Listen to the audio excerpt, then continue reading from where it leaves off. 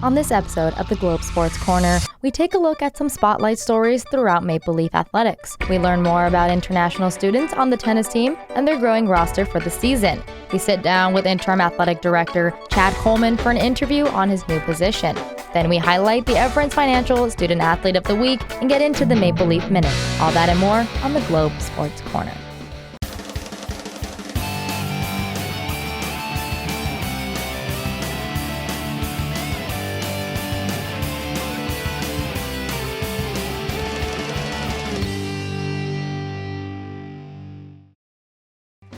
From inside the Globe studios on the campus of Goshen College, my name is Lily Herrera, and welcome to the Globe Sports Corner.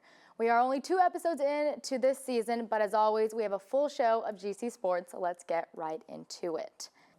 First off, we have a few spotlight stories from this last week of GC athletics. For the women's volleyball team, Sadie Brenneman is one of 3 Goshen women's volleyball players to have 1,000 career digs and 1,000 career kills. She joins the 1,000-1,000 club alongside Anna Herdek from 2006 and Penny Akoya from 2011. Congratulations, Sadie. Now we head into the basketball world with the women's team. The Maple Leafs welcome back Jomani Thomas to the program as the assistant coach and recruiting coordinator for the program. Thomas is one of the most decorated players to come through the program, with 5th all-time in scoring, 3rd in rebounds, 5th in free throws, and 4th in field goals made. She is also the former teammate of head coach Tyra Carver. Welcome back, Jomani. Last but not least, the women's and men's bowling team are competing in their first ever tournament at the Dirty Bird Classic this Saturday. To show our support, the Maple Leaf athletic staff put together a send-off for the bowling team, which will be taking place in the Ruth Gunnan Gymnasium at 4 p.m. today. Good luck to both bowling teams. After the break, we'll take a look at the tennis team and their growing roster of international students. That's coming up on the Globe Sports Corner. Do you dream of a place to belong, to begin your journey, and to believe in something bigger than yourself? A place where you aren't lost in the crowd, but are part of the team. Communication professionals are in high demand, and Goshen College will give you the tools and hands-on experience to transform your passions into a rewarding career. Begin your career in journalism and be an agent of change at the best college newspaper in the state of Indiana, The Record. Begin a filmmaking career with 5 Core Media and work on Emmy-winning productions that propel graduates to Hollywood and beyond. And take our Semester in LA program to get a jump start in the industry. Begin your career as a public relations major, one of the fastest growing professions in the country. Begin a rewarding broadcasting career on the air at 91.1 The Globe, the best college radio station in the nation. Be a DJ, host TV shows, and broadcast live sports. Believe in yourself and make it possible at Goshen College.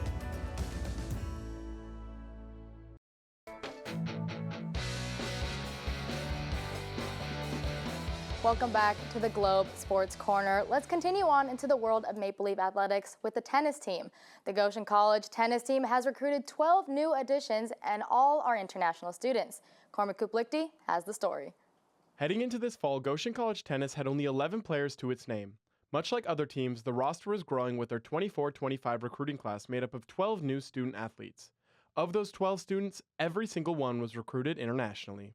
The impact of this influx of talent has been felt immediately, with senior Ecuadorian Mario Gomez noting that before we used to hit almost always the same six people. Now it's like 10 different people and we are all like at the same level.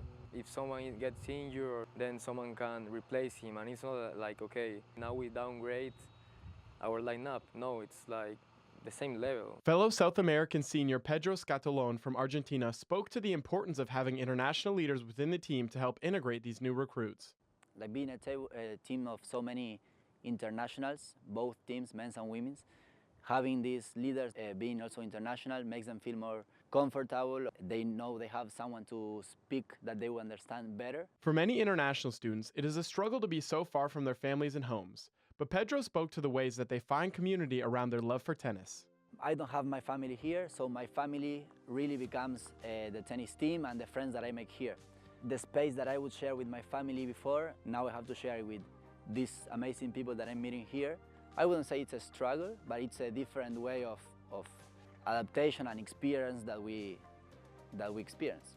American sophomore Brandon Lomas noted that being one of only 5 Americans on this GC tennis roster was an adjustment from high school tennis. It's definitely a crazy change from talking to people who share the same background as me, where I went to school here, and we kind of all came from the same place, I guess.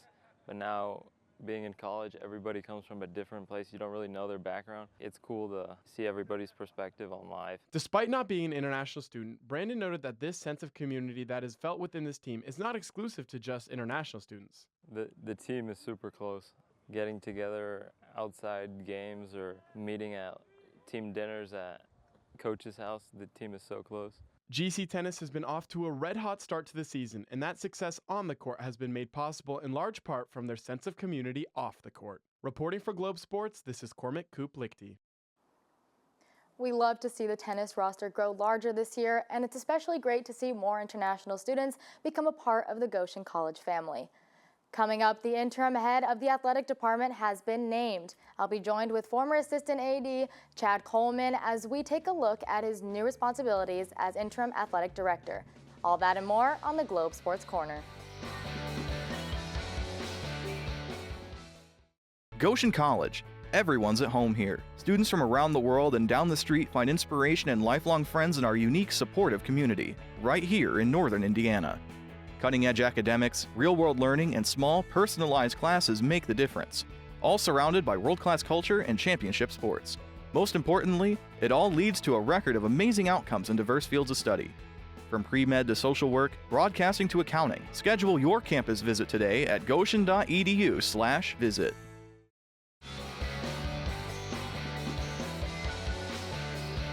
Welcome back to the Globe Sports Corner. Joining me in the studio is Interim Athletic Director for GC is Chad Coleman. Chad, welcome and thank you for joining me today. Great to be here, thanks. Let's get right into it. So you were the Assistant Athletic Director, and as of September 12th, you were named Interim Athletic Director until June 30th.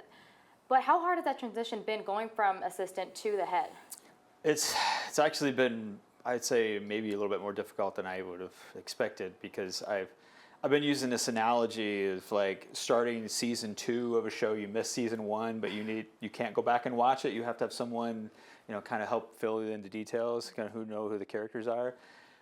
Mainly due to I was sick the week they started, so I kind of got a late start to begin with. But second of all, I'm kind of learning a lot about things pertaining to the Crossroads League.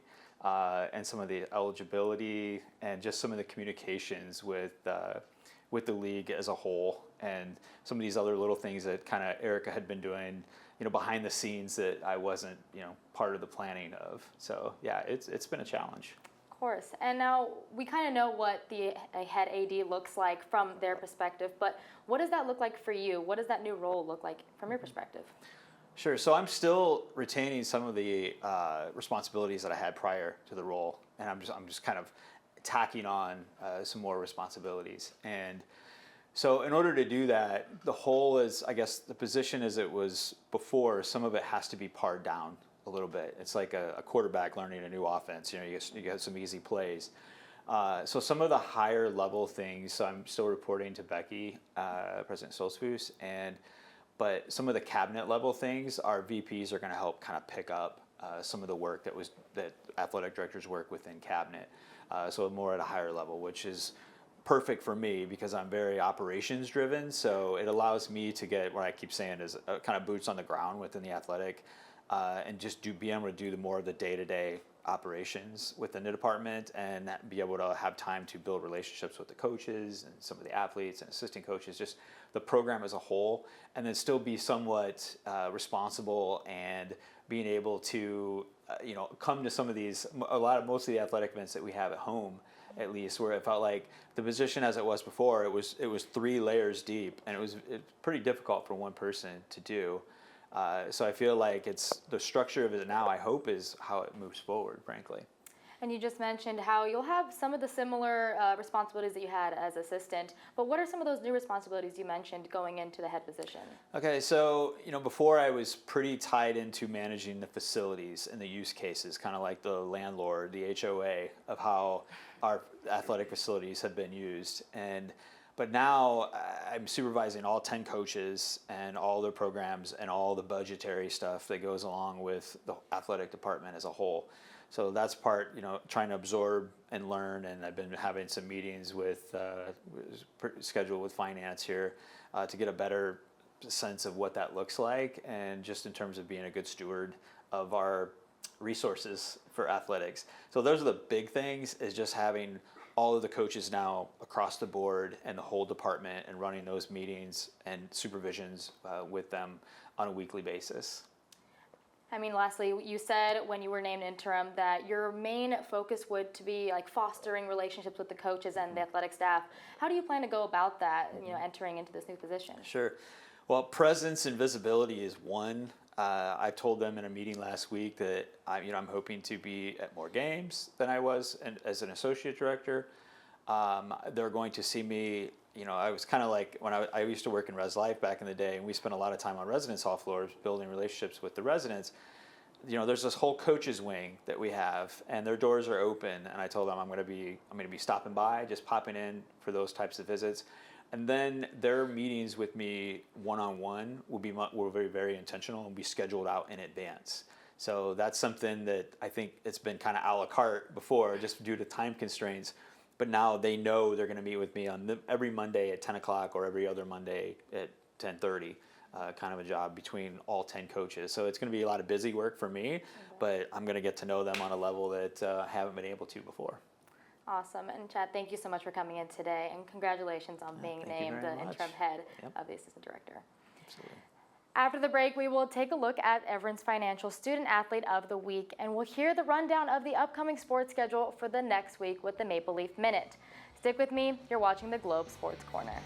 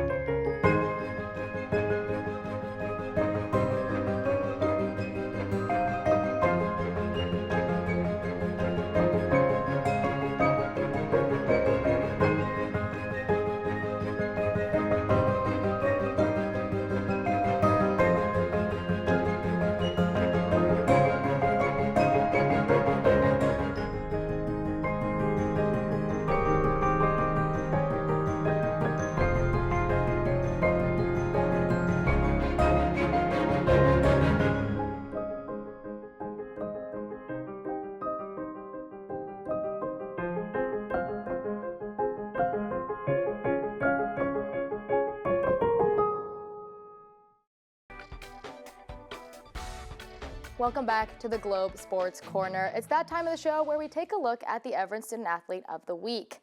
This week, the title goes to Timo Novak of the men's tennis team. Novak had a perfect 6-0 this past week in his matches. He went 3-0 in singles and 3-0 in doubles with teammate Matija Marjetic.